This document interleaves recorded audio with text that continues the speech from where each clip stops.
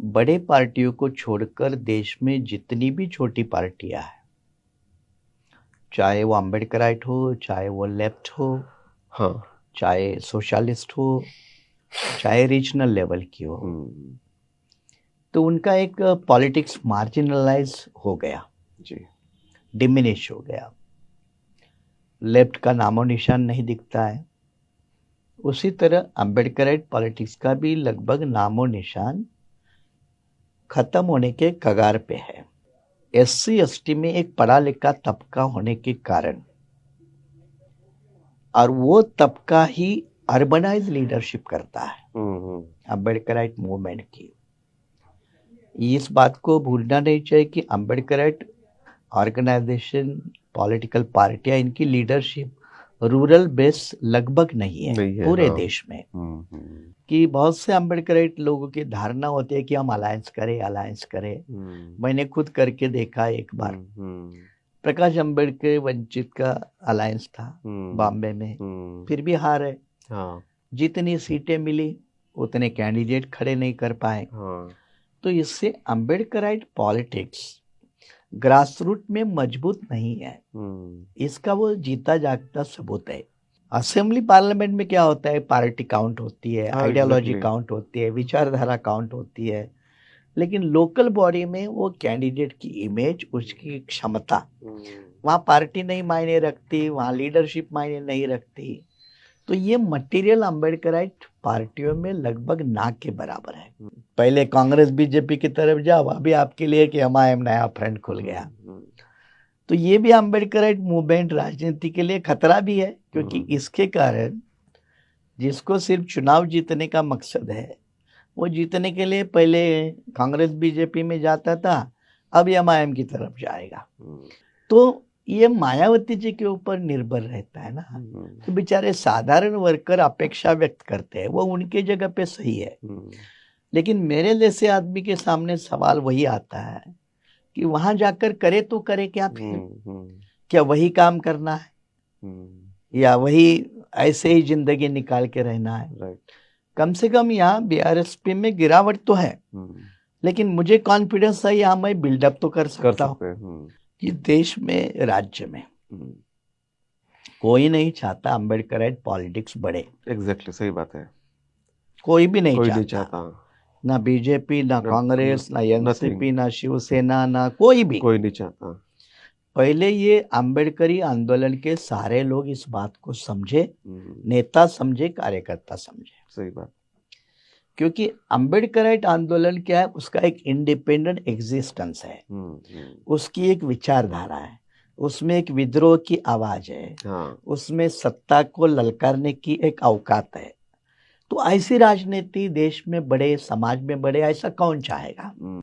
Ambedkarite politics की शुरुआत ही होती है बाबा साहब की तस्वीर से। बिना तस्वीर अम्बेडकराइट पॉलिटिक्स हो ही नहीं सकती। चाहे आपका फ्लैग हो, चाहे आपका नारा हो। तो ये जितनी आपकी स्ट्रेंथ है ना, उतना आपका वो माइनस पॉइंट भी बनता है। एग्जैक्टली। अकोला जैसे प्रकाश अम्बेडकर के गढ़ में सिर्फ उनके 5 उम्मीदवार अब ये कारपोरेशन में जीत के आए। तो ये इतना बड़ा झटका है। आवाज इंडिया टीवी में आपका स्वागत है।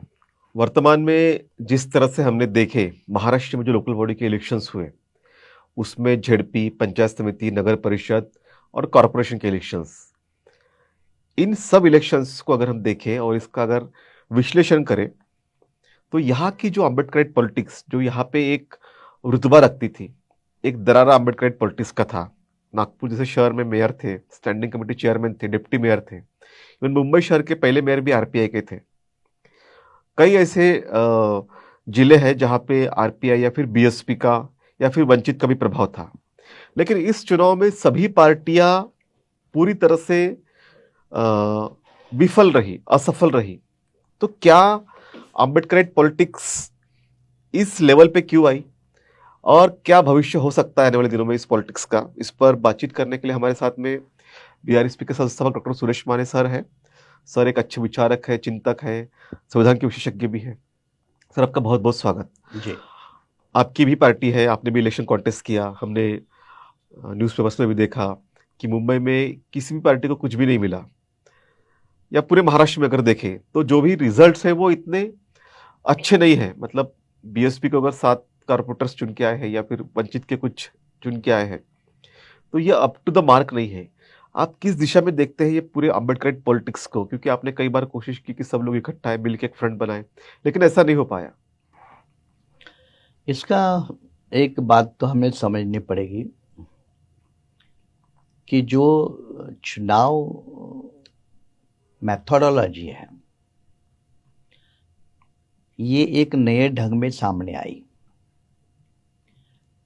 और इसका परिणाम जो है ना, बड़े पार्टियों को छोड़कर देश में जितनी भी छोटी पार्टियां हैं, चाहे वो अम्बेडकराइट हो, चाहे वो लेफ्ट हो, हाँ, चाहे सोशलिस्ट हो, चाहे रीजनल लेवल की हो, तो उनका एक पॉलिटिक्स मार्जिनलाइज हो गया जी, डिमिनिश हो गया।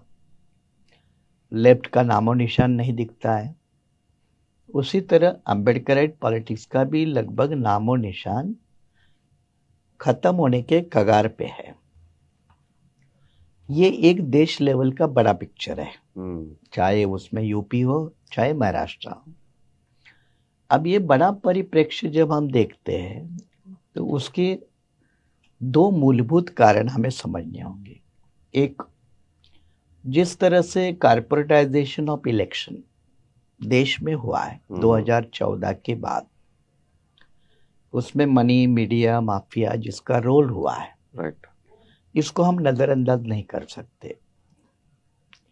दूसरी बात, चुनाव जीतने के लिए सरकारों द्वारा लाभान्वित करने वाली योजनाएं, जैसे बिहार में ऐन समय पे 10,000 रुपए देना, या महाराष्ट्र में लाड़की बहन नाम की योजना, या मध्य प्रदेश में, इस तरह की कई योजनाओं का भी डायरेक्ट इनडायरेक्ट इफेक्ट है।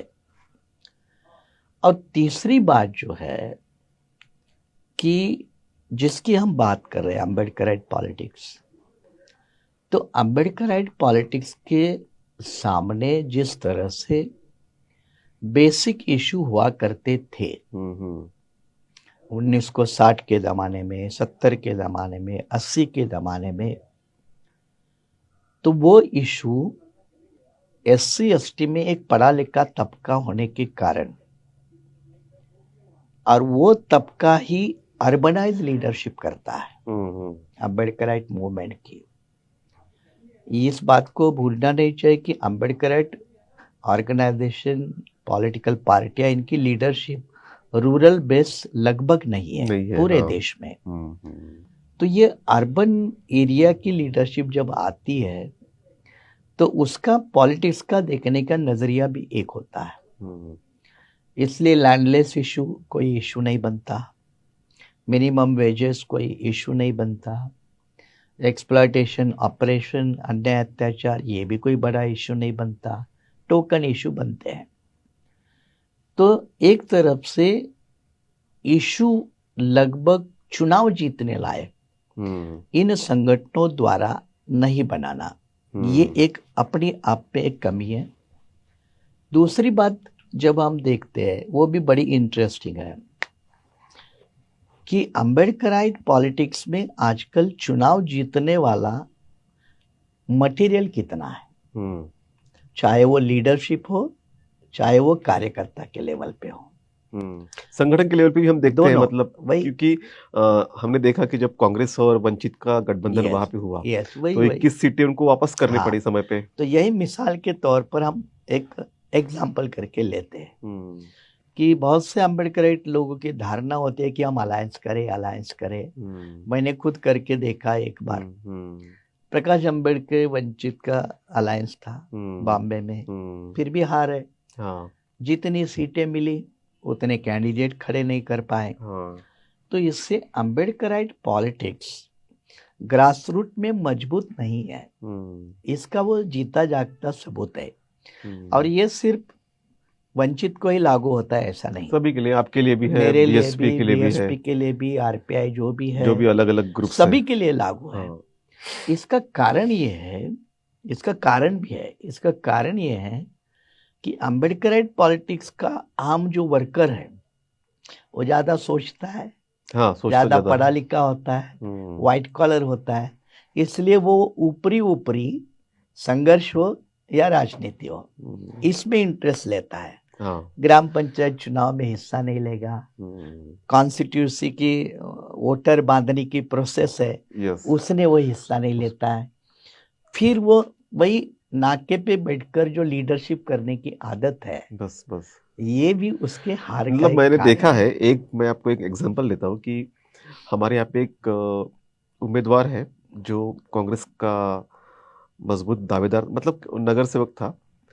उसको कांग्रेस ने टिकट दिलाया कि तो बीजेपी में गया, लेकिन उसका प्रभाव इतना था कि बीजेपी में भी वो चुन के आ गया। तो मैंने पूछा लोगों से कि कैसे चुन के आया, तो लोगों का कहना था कि ये बहुत मजबूत एक्टिविस्ट है, लोगों के आधार कार्ड बना के देगा, लोगों के संजय गांधी नगर के कार्ड बना के देगा, जो जो छोटी मोटी बातें हैं, इवन नाली साफ करेगा, सब करेगा। तो ये जो यही ये लोकल बॉडी में उम्मीदवार की इमेज, हाँ, उसका लोगों से कनेक्टिविटी कनेक्ट, यस और लोगों के लिए उसकी उपयोगिता, यस, ये फैक्टर अम्बेडकराइट मूवमेंट में गायब हो चुके हैं। ये बिल्कुल सही कहा आपने। अम्बेडकराइट मूवमेंट में विचार, हाँ, विचार, आइडियोलॉजिकल पॉलिटिक्स, हाँ, काम बिल्कुल ना के बराबर। काम नहीं, बिल्कुल सही। अब इस हालत में लोकल बॉडी में आपका परफॉर्मेंस होना कोई पॉसिबल नहीं। असेंबली पार्लियामेंट में क्या होता है, पार्टी काउंट होती है, हाँ, आइडियोलॉजी एग्जैक्टली। काउंट होती है, विचारधारा काउंट होती है, लेकिन लोकल बॉडी में वो कैंडिडेट की इमेज, उसकी क्षमता, वहाँ पार्टी नहीं मायने रखती, वहाँ लीडरशिप मायने नहीं रखती। तो ये मटेरियल अम्बेडकराइट पार्टियों में लगभग ना के बराबर है। ये बस डिस्कशन में जिंदगी लगाएंगे, मोदी क्या कर रहा है, कांग्रेस क्या कर रही है, पवार क्या कर रहा है, इसी डिस्कशन में लगे रहेंगे। लेकिन ये ग्रासरूट जिस तरह से अब सब्जेक्ट के साथ जुड़ा है, महाराष्ट्र में जितनी एमआईएम को सफलता मिली सब चौक तो गए। हाँ, बिल्कुल, आपने जैसा छोटी पार्टियों का जिक्र किया कि सब पार्टियां हाँ, यहाँ पे डिसमेंटल हो रही है तो और इनको एमआईएम उभरी है। एमआईएम का लगभग एक बड़ा राइज हो गया, अनएक्सपेक्टेड राइज, 125 के आसपास सीटें मिली। मतलब इतनी सीटें पूरे जिंदगी में एमआईएम को तेलंगाना में नहीं मिली, हाँ, उससे ज्यादा महाराष्ट्र में मिली। अब ये जो फेनोमिनल राइज है, उस राइज को जब हम समझते हैं तो कई जिले में एमआईएम की बॉडी तक नहीं है, ऑर्गेनाइजेशन तक नहीं है। नागपुर में भी कहा ऑर्गेनाइजेशन ढंग की है, फिर भी वो जीते। अब वो जीतने से एक नया कॉन्फिडेंस आ गया। हाँ, कैसे जीते, क्या जीते, इसके ऊपर बहस हो सकती है, लेकिन जीते। पॉलिटिक्स में सक्सेस ही सक्सेस, चाहे वो उनको किसी ने मदद की हो नहीं की हो, एक अलग बात है, लेकिन वो जीते। और उसमें भी दलित लोगों के उम्मीदवारों को भी एमआईएम द्वारा जीतना, मुंबई में कोई, अमरावती में कोई, या नागपुर में कोई, तो इससे भी एक नया संदेश जाता है कि आप अम्बेडकराइट मूवमेंट में रह के आप जीत नहीं सकते। आप अब पहले कांग्रेस बीजेपी की तरफ जाओ, अभी आपके लिए कि एमआईएम नया फ्रंट खुल गया। तो ये भी अम्बेडकराइट मूवमेंट राजनीति के लिए खतरा भी है, क्योंकि इसके कारण जिसको सिर्फ चुनाव जीतने का मकसद है, वो जीतने के लिए पहले कांग्रेस बीजेपी में जाता था, अब एमआईएम की तरफ जाएगा। और एमआईएम भी उसको एब्जॉर्व करेगी कि एमआईएम को भी अपनी छवि बदलनी है, जो मुस्लिम पॉलिटिकल पार्टी की जो छवि है उनको वो बदलनी है, तो उस कोशिश में लगेंगे। इस हालत में अम्बेडकराइट पॉलिटिक्स को लगभग खतरा है, इस बात को मानना पड़ेगा। लगभग खतरा है, आपने बात कही, लेकिन मुझे कई लोगों के ऐसे कॉल्स भी आते हैं कि सुरेश माने सर ने अपनी पॉलिटिकल पार्टी बनाई, शुरू में तो काफ़ी अच्छा उसका रिस्पांस रहा, लेकिन बाद में वो धीरे धीरे वो भी डिक्लाइन होती गई। लोग ये भी कहते हैं कि आप फिर से बीएसपी ज्वाइन करने वाले हैं। ऐसा है ना, सोशल मीडिया में तो ये चर्चा चलती है। मैंने भी देखे, आपने भी है, मुझे भी कॉल आते हैं। बहुत से लोग बीएसपी के जो ऑनेस्ट वर्कर हैं, राइट, वो उनकी इच्छा है कि मैं फिर बीएसपी में आ जाऊं, लेकिन बीआरएसपी का जो निगेटिव इम्पैक्ट है वो भी एक फैक्टर है, क्योंकि 20 तक बीआरएसपी को जो लिफ्ट मिली थी, उसमें गिरावट जरूर आई है। उसके कई कारण हैं, इसीलिए तो कल हमने उसको रिपेयर करने का प्लान बनाया। राइट। सवाल है कि बीएसपी में जाएं तो ये बेचारे आम वर्कर को नहीं समझता कि मायावती क्या चाहती है। हाँ। क्या मायावती सचमुच महाराष्ट्र में बीएसपी का रिकंस्ट्रक्शन चाहती है, उभार चाहती है? सिर्फ महाराष्ट्र में, पूरे देश भर में। पूरे देश में। तो ये मायावती जी के ऊपर निर्भर रहता है ना। तो बेचारे साधारण वर्कर अपेक्षा व्यक्त करते हैं, वो उनके जगह पे सही है। लेकिन मेरे जैसे आदमी के सामने सवाल वही आता है कि वहां जाकर करे तो करे क्या फिर? क्या वही काम करना है या वही ऐसे ही जिंदगी निकाल के रहना है? राइट। कम से कम यहाँ बीआरएसपी में गिरावट तो है, लेकिन मुझे कॉन्फिडेंस है यहाँ मैं बिल्डअप तो कर सकता हूँ। मैं अगर मान लो बीएसपी में जाऊंगा तो क्या मुझे वो काम करने दिया जाएगा? अगर मैं कितना भी चाहूँ, चलो बीएसपी इंडिपेंडेंस आपको मिलेगा तो क्या वो आजादी मिलेगी क्या? क्या फिर मुझे वो कोई यूपी वाला आएगा उसको सलाम करना पड़ेगा? तो इससे अच्छा मैं बीआरएसपी के माध्यम से जितना बिल्डअप कर सकता हूँ तो ये नेचुरल ऑप्शन है। रही अगर मेरी इंडिविजुअल कोई आशा आकांक्षा होती कि मुझे अकेले ही बढ़ना है तो मैं ये कदम ही नहीं उठाता, बीआरएसपी का कदम ही नहीं उठाता। मेरी ये स्पष्ट धारणा है कि एक तरफ से मूवमेंट भी खड़ी हो और राजनीति भी खड़े हो, वो भी विचारों के आधार पर, ना कि भावना के आधार पर। और ये मौका मायावती मुझे नहीं दे सकती, ये मुझे मालूम है। बेचारे साधारण ऑनेस्ट बीएसपी के वर्कर है, इनको मालूम नहीं है, इसलिए उनकी चाहत उनकी जगह पे सही है और मेरा डिसीजन अपने जगह पे। एक बात आपने जरूर महत्वपूर्ण कही है कि जो अम्बेडकराइट पॉलिटिक्स का कार्यकर्ता है, चाहे वो बीएसपी का हो, चाहे वंचित का हो, चाहे बीआरएसपी का हो, चाहे आरपीआई का हो, किसी भी पार्टी का, वो जो एक्चुअल वर्क होना चाहिए उस पर काम नहीं करता। वो इलेक्शन मटेरियल ही नहीं, इलेक्शन मटेरियल नहीं, मतलब वो आपने कहा कि नाके में चर्चा करेगा, आंदोलन, बस यहाँ तक, जिंदाबाद मुर्दाबाद करेगा। लेकिन जो इलेक्टोरल पॉलिटिक्स है, जो इलेक्टोरल पॉलिटिक्स आज बीजेपी कर रही है, या जो इलेक्टोरल पॉलिटिक्स थोड़े बहुत पैमाने पे हम माने कि कांग्रेस भी कर रही है, तो वो इलेक्टोरल पॉलिटिक्स में कहीं ना कहीं वो नाकाम होते हुए दिख रहा है। या फिर वो शायद इससे शायद आहत भी हुआ होगा कि हमारा पार्टी का कुछ नहीं हो रहा है, कोई इकट्ठा नहीं आ रही, ये नहीं हो रहे, वो नहीं हो रहे।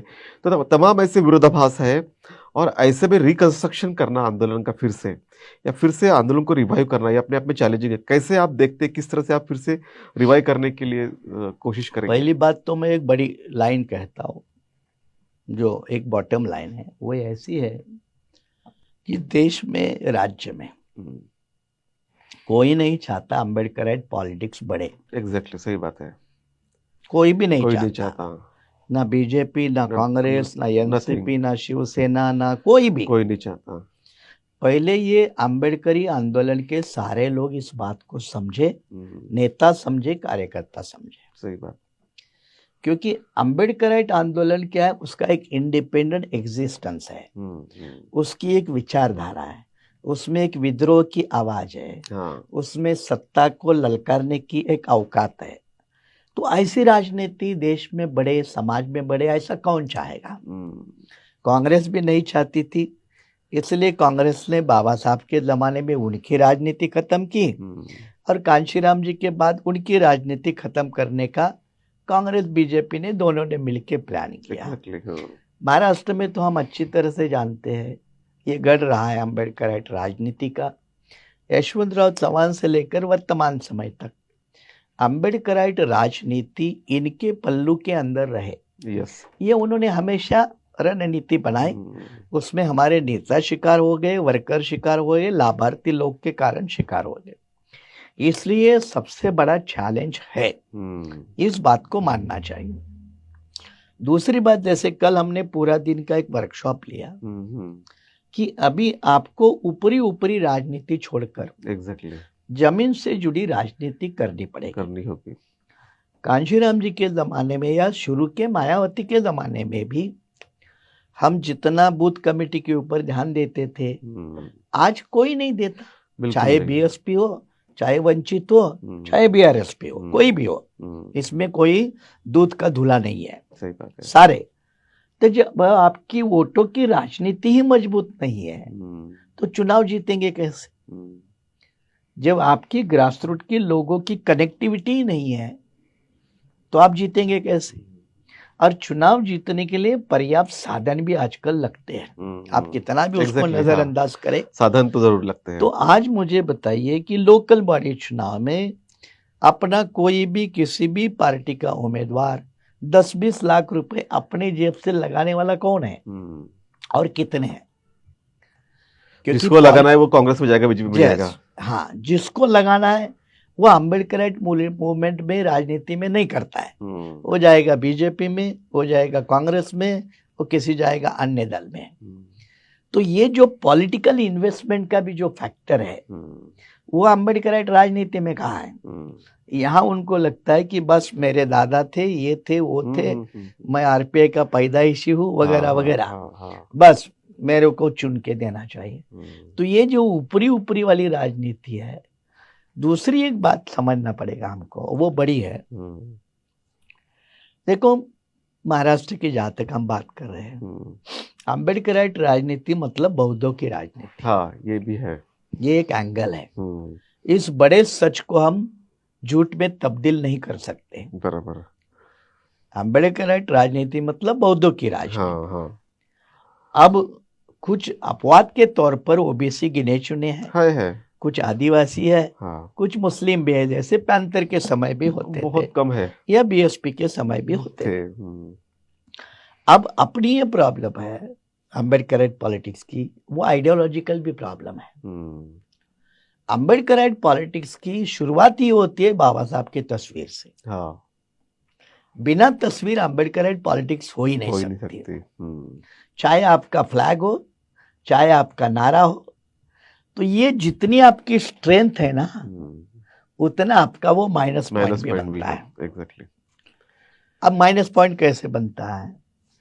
इसके कारण महाराष्ट्र में वैसे भी बाला साहब ठाकरे की शिवसेना के राजनीति के कारण बौद्धों की राजनीति अलग थलग पड़ी है। अब जो अलग थलग पड़ी बौद्धों की राजनीति है, उसके कारण शेड्यूल कास्ट का दलित भी उनके साथ नहीं आता, वो शिवसेना के साथ जाएगा, कांग्रेस के साथ जाएगा। मुसलमान बड़े पैमाने पे नहीं आता, आदिवासी तो लगभग महाराष्ट्र में जुड़ने की कोई बड़ी प्रोसेस आई नहीं। तो इसलिए अकेले बौद्ध के बलबूते ऊपर कितनी पॉलिटिक्स आपकी सफल होगी? अब वो भी जैसे एमआईएम की सफल हो गई, तो एमआईएम के पॉकेट है, हाँ, मुस्लिम समाज के पॉकेट है। पॉकेट से मुस्लिम समाज को अभी भी ऑर्गेनाइज करने के लिए मस्जिद एक फैक्टर है, यस, मदरसा एक फैक्टर है। बौद्धों का क्या है? बौद्धों के 90% बौद्ध विहार बीजेपी कांग्रेस के कब्जे में है। बौद्धों का अपना क्या है? बौद्धों के पास ऐसे ना यूनाइटिंग मैकेनिज्म है, मैकेनिज्म में भी है, अगर कोई कहेगा माइनॉरिटी, तो समता सैनिक दल है, भारतीय बौद्ध महासभा है, तो समता सैनिक दल भी कोई यहाँ गिरा कोई वहां गिरा वाली बात है। भारतीय बौद्ध महासभा लोग हैं, तो अगर ये उतने मजबूत होते तो प्रकाश अंबेडकर का एक नगर तो सेवक तो मुंबई में भी चुन के आ सकता था, क्योंकि भारतीय बौद्ध महासभा का नेटवर्क है, या कई और जगह पे आ सकता था। तो ये फैक्टर काम नहीं कर रहे हैं। तो बौद्धों की अम्बेडकराइट राजनीति के सामने नॉन बुद्धिस्ट लोगों को जोड़ना, अपने साथ रखना, चाहे वो मुस्लिम हो, चाहे वो आदिवासी हो, चाहे वो ओबीसी हो, ये एक बड़ा चैलेंज है। अब इसका मतलब ये नहीं कि उत्तर प्रदेश में ब्राह्मणों को जोड़ने के लिए जो मायावती कर रही है उसकी आप कॉपी कैट इधर मॉडल करें। महाराष्ट्र का एक परिप्रेक्ष्य अलग है। यहाँ आपको आसानी से 10-12% मुसलमान है, 10-12% आदिवासी है, पिछड़ा ओबीसी है, लेकिन इन लोगों को अम्बेडकराइट पॉलिटिक्स के एजेंडे में लाने के बजाय आप सफल नहीं हो सकते। ये साबित भी हो चुका। अकोला में जब बारिप के समय में प्रकाश अंबेडकर के पास ये नॉन बुद्धिस्ट लोग थे तो 6 एमएलए थे। हाँ, बिल्कुल। अब प्रकाश अंबेडकर का नया एमएलए आता है, वो तो भी टूट गए सब, ना झड़पी आती उनके पास, म्हणजे अकोला जैसे प्रकाश आंबेडकर के गढ़ में यस सिर्फ उनके 5 उम्मीदवार अब ये कारपोरेशन में जीत के आए। तो ये इतना बड़ा झटका है कि महाराष्ट्र में आज की घड़ी में प्रकाश आंबेडकर इतना तो बड़ा कोई आंबेडकराइट नेता नहीं है। नहीं है, सही बात है। ये तो मानना पड़ेगा। हाँ मतभेद हो एक अलग बात है, लेकिन वही है मानना फिलहाल। तो पड़ेगा। हाँ, जैसे हाँ। यूपी में आज कुछ भी हो, हाँ, मायावती के अलावा दूसरा दलित नेता नहीं है, बड़ा नहीं है। सही बात है। तो जब प्रकाश आंबेडकर जैसे बड़े नेता के गढ़ में सिर्फ 5 नगर सेवक मिलते हैं, या कांग्रेस के साथ अलायंस करने के बाद उनको 16 सीटें उम्मीदवार नहीं इसलिए वापस करनी पड़ती है, यहाँ उनका खाता नहीं खुलता। और इसके मुकाबले में कंपेयर करें तो एमआईएम के 120 125 ज्यादा लोग चुन के आते हैं। अब कोई कहेगा इसमें बीजेपी का हाथ है, फिर मुस्लिम लीग की पॉलिटिक्स जिंदा करने का बीजेपी का प्लान है ताकि उनकी कम्युनल पॉलिटिक्स चले, ताकि सेक्युलर लीडरशिप, सेक्युलर पॉलिटिक्स खत्म हो। ये प्लान हो भी सकता है, इसको हम नजरअंदाज नहीं कर सकते। ये बड़ा प्लान का हिस्सा भी हो सकता है और इसका फटका अम्बेडकराइट पॉलिटिक्स को भी बैठने वाला है। तो अम्बेडकराइट पॉलिटिक्स के सामने बहुत मल्टीपल लेवल के चैलेंजेस है। राइट। उसमें से नंबर 1, इनकी लीडरशिप सही होनी चाहिए, धारदार होनी चाहिए, टोकदार होनी चाहिए, क्लैरिटी वाली होनी चाहिए, समाज के डाउट के बाहर वाली होनी चाहिए। उनका कैडर संगठन उतना मजबूत होना चाहिए, डे टू डे काम होना चाहिए, ग्रासरूट की राजनीति। और राजनीति जब कह रहे ना तो उसमें समाज कारण को पकड़ो। हाँ, ग्रासरूट में जैसे आपने कहा कि आधार कार्ड निकालो, मेडिकल कैंप लगा लो। हाँ, बहुत सारे अम्बेडकराइट पॉलिटिक्स ये करती ही नहीं है। अम्बेडकराइट पॉलिटिक्स सिर्फ आइडियोलॉजिकल पॉलिटिक्स करती है। और आइडियोलॉजिकल पॉलिटिक्स के लिए पूरा मास कभी भी तैयार नहीं होता। जो पढ़ा लिखा है 10-15% है वही तैयार होता है। गुलीबल मास क्यों तैयार होगा? झोपड़पट्टी में रहने वाला मास क्यों तैयार होगा? समस्याग्रस्त वाला, जैसे मुंबई में देखो, मुंबई में वो गांधी संजय गांधी उद्यान है। बड़ा बोरीवली वाला। अब देखो वहां आदिवासी के झोपड़े तोड़े, कोई अम्बेडकराइट राजनीति नहीं। कोई नहीं। लेकिन मुंबई यूनिवर्सिटी में पॉली डिपार्टमेंट में बुद्धिज्म कोर्स शुरू होना चाहिए। उसके लिए काफी आंदोलन चला। ये इस तरह का फर्क है ना बीसी कांबले और जब दादा साहब गायकवाड़ राजनीति कर रहे थे। तो दादा साहब गायकवाड़ की राजनीति थी कि भूमिहीनों को जमीन मिलना चाहिए। और बीसी कांबले की राजनीति थी कि आकाशवाणी के ऊपर बुद्ध के गाने लगने चाहिए। तो ये कल्चरल लेवल, एक बुनियादी लेवल, तो इस तरह का जो दोनों का मिक्स होना चाहिए। हाँ, ये जो फर्क है ना, तो आपको इसको बैलेंस करने की कला आनी चाहिए। इसमें अम्बेडकराइट राजनीति मार खा रही है, वर्कर मार खा रहा है, नेता मार खा रहा है, प्लानिंग मार खा रहा है, इसलिए इलेक्शन में मार खानी पड़ रही है। बिल्कुल। तो बहुत एक मतलब ट्रांसफॉर्मेशन जरूरी है, पूरे रिस्ट्रक्चरिंग करना आवश्यक है, उसके सिवा कोई रास्ता नहीं। बिल्कुल, ये बहुत महत्वपूर्ण बात आपने कही कि रिस्ट्रक्चरिंग करना होगा, ट्रांसफॉर्मेशन करना होगा, तभी अम्बेडकराइट पॉलिटिक्स इकट्ठा सकती है। लेकिन एक और, जैसा आपने बहुत सारी खामियां गिनाई, एक खामी ये भी है कि अब सपोज अब मान के चले कि यहाँ पे अभी केवल 3-4 ही पार्टीज बची है, एक वंचित है, एक बीएसपी है, एक आपकी पार्टी है, या फिर आरपीआई के आठवले, या फिर एक तो गुट हो गए। लेकिन दिक्कत ये होती है कि जब इकट्ठा आने की बात हो या एक मैसेज देने की बात हो, तब ये पार्टी इकट्ठा भी नहीं आती। तो लोगों में जो मैसेज देना चाहिए कि ठीक है चलो हमारा सभी पार्टीज इकट्ठा हो, तो ये भी आपको नहीं लगता कि बड़ा चैलेंज है? ये भी है ना, अभी इसको भी हमने आधा सच करके मानना चाहिए। आधा सच इसलिए क्योंकि गढ़चिरौली का उदाहरण ले लो। गढ़चिरौली में वंचित, बीएसपी, बीआरएसपी और आजाद चारों इकट्ठे हुए थे। और उनके सिवा कोई 5वीं अम्बेडकराइट पार्टी वहां नहीं थी। 27 सीटें गढ़चिरौली नगर पालिका की, नगर परिषद या नगर पालिका, लेकिन जीता एक। मैसेज जल्दी पहुंचा नहीं होगा प्रॉपर। वो भी क्यों जीता मालूम है? नहीं, वो क्यों जीता? तो इलेक्शन जीतने के जो टैक्टिक्स होते हैं उसमें वो बंदा माहिर है। राइट। इसीलिए मैंने कहा आपको, आपके पास इलेक्शन जीतने वाला मटेरियल ही नहीं है। मटेरियल नहीं है। वो जो बंदा जीता उसको प्रोफेशनल पॉलिटिक्स हैंडल करना, यस, ये समझता है। समझता है। अब कोल्हापुर में देखो, कोल्हापुर कारपोरेशन है, मैं कैंपेन में गया था, वहां भी वंचित, बीएसपी, बीआरएसपी और शरद पवार की पार्टी भी, चारों इकट्ठे थे, कुछ नहीं हुआ। दूसरी एक बात है, ये सारे पार्टियों का इकट्ठा आना सिर्फ चुनाव के समय में, हाँ, सिर्फ चुनाव का समय ये भी में। गलत है। हाँ, और एक स्टेट वाइड होना चाहिए वो। ये गलत है, ये गलत है।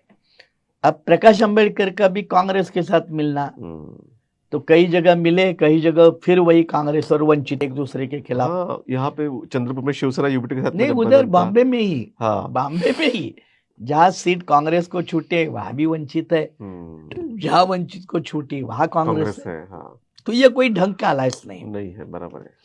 मुझे जो इसमें रास्ता जो नजर आता है, ये जो छोटे छोटे अलायंस होते हैं वो वर्कर लेवल के ऊपर, हाँ बिल्कुल, लीडर लेवल के ऊपर नहीं। नहीं, इसमें महाराष्ट्र के अंबेडकराइट पॉलिटिक्स गंभीर रूप से करने वाले लोगों को इकट्ठा बैठकर यस, 6 महीना, 1 साल, 2 साल स्टेट में काम करेंगे काम ना, करना पड़ेगा। तो जो exactly, यश आज एमआईएम को मिला है ना, वो कल फिर से वही मिलेगा। सफलता अंबेडकराइट राजनीति में महाराष्ट्र में मिल सकती है। यस, लेकिन उसके लिए सबको अपना अहम, घमंड, अहंकार एग्जैक्टली, छोड़कर ये बैठना पड़ेगा। लेकिन अभी बैठने वाले है कौन, ये भी बड़ा सवाल है। क्योंकि अंबेडकराइट पॉलिटिक्स अब 3 तरफ है, 3 फैक्टर है, 3 रूप है उसके। हाँ, एक अंबेडकराइट पॉलिटिक्स कांग्रेस वाली, हाँ, दूसरी अंबेडकराइट पॉलिटिक्स बीजेपी वाली, यस, और इससे न्यूट्रल है वो। हाँ, अब मुझे बताओ न्यूट्रल कितने हैं? बहुत मुश्किल है बताना। जो कांग्रेस के पाले में है तो गया, वो एक माइनस हो गया। जो बीजेपी के पाले में, तो लोगों को तो एक्सपोज कर सकते हैं, उन लोगों को नहीं, कितना एक्सपोज करे? क्योंकि ऐसा होता है कि ये चुनाव में एक्सपोज किया तो अगले चुनाव में दूसरा समीकरण बनता है, वो फैक्टर काम नहीं करता है। आपको आपकी लकीर लंबी खींचनी होगी। हाँ, ये तो थियोरेटिकल लाइन अच्छी है, थियोरेटिकल लाइन अच्छी है। अपने आप को लकीर लंबी खींचने की, इसलिए मैंने कहा कि अंबेडकराइट पॉलिटिक्स को अपना सोशल बेस बढ़ाना पड़ेगा, एग्जैक्टली, सामाजिक लेवल का संघर्ष बढ़ाना पड़ेगा, ग्रास रूट लेवल की वोटों की पॉलिटिक्स, वोटों की पॉलिटिक्स ये मजबूत करनी पड़ेगी।